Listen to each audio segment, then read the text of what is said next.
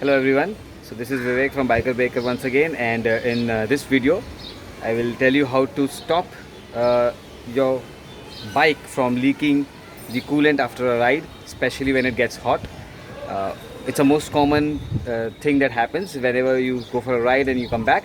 You will always notice a few drops of coolant, or at times a little more than few drops dripping on the ground. So in this video I'll quickly take you through why it happens and how we can stop it.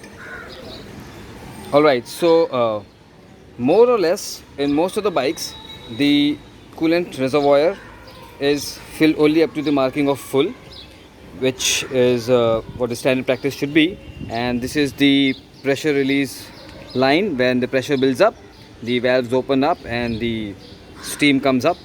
Now when the steam comes up, this level over here starts bubbling up, and this is the overflow pipe. Now the issue is, in standard conditions, or when the bike comes in stock condition, the pipe is actually directly going down from here. It's pretty much like this, and what I have done is I have turned it around, because what happens is, especially when the steam builds up, the steam passes through the pipe, and because it's directly bent down over here, whatever passes into the pipe goes straight down instead of waiting into the line for it to cool down and maybe trickle back in, because of which more or less most of the people will realize their coolant line goes below the low level. This line has been there for almost a year now.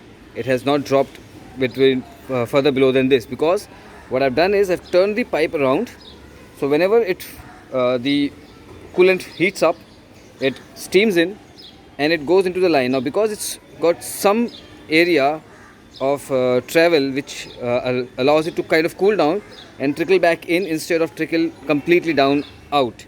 Now this has saved me a lot of hassle of keep topping up the coolant, and obviously because the coolant level is always right, there is no overheating issues also. So all you need to do is take out the right hand side fairing, pull the pipe out.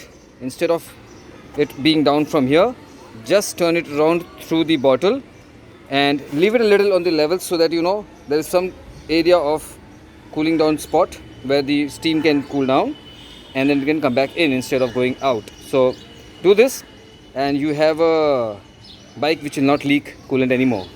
I hope this helps, and if you have any issues with this, let me know. I'll try to give you tips again.